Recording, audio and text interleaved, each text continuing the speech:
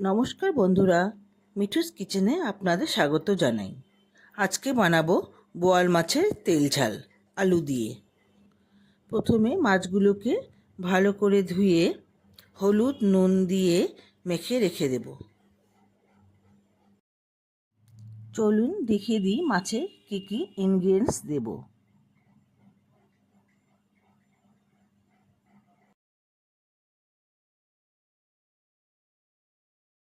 এবার কড়াইতে তেল ভালোভাবে গরম করে নিয়ে মাছটা ছেড়ে দেব।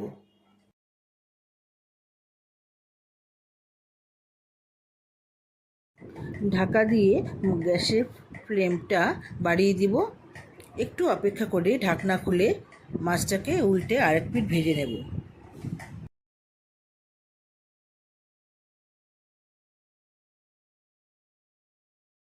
মাছগুলো ভাজা হয়ে গেছে, এবার তুলে নেব। ওই তেলে আলুগুলো হলুদ নুন দিয়ে লাল করে ভেজে তুলে রাখব।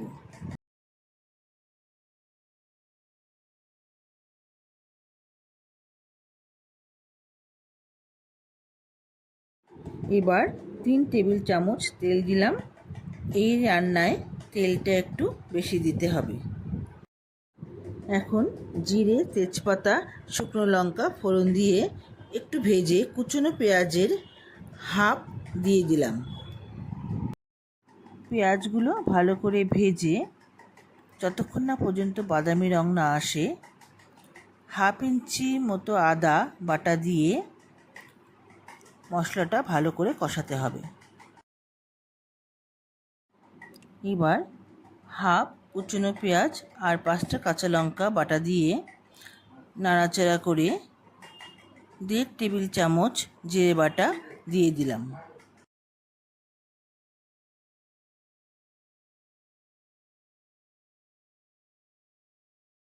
একটু নেড়েচেড়ে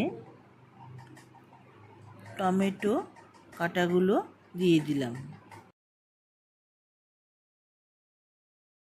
এরপর একে একে স্বাদ মতো নুন, হলুদ, ঝাল লঙ্কার গুঁড়ো 1 চামচ, কাশ্মীরি লঙ্কার গুঁড়ো 1 চামচ দিয়ে বাটা মশলা ধুয়ে অল্প জল দিয়ে দিলাম। এবার মশলাগুলো নেড়েচেড়ে ঢাকা দিয়ে দেব।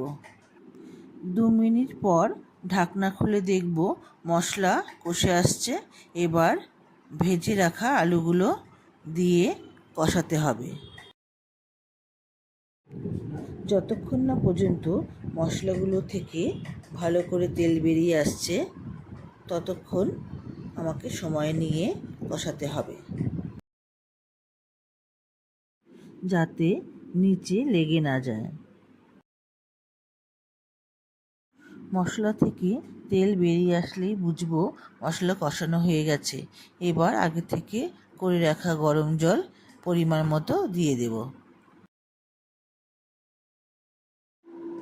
ঝোলটা ফুটে উঠলেই ঢাকা দিয়ে 3 মিনিট পর ঢাকা খুলে মাছগুলো সাজিয়ে দেব।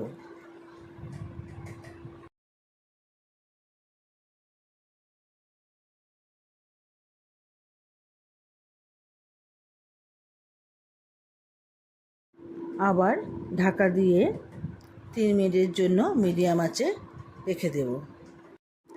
2 মিনিট পর ঢাকনা খুলে গ্যাসের ফ্লেমটাকে হাইতে রেখে ধনেপাতাগুলো ছড়িয়ে কিছুক্ষণ মাছটাকে ফোটাবো। এবারে আমি গ্যাসের ওভেনটাকে অফ করে দিলাম।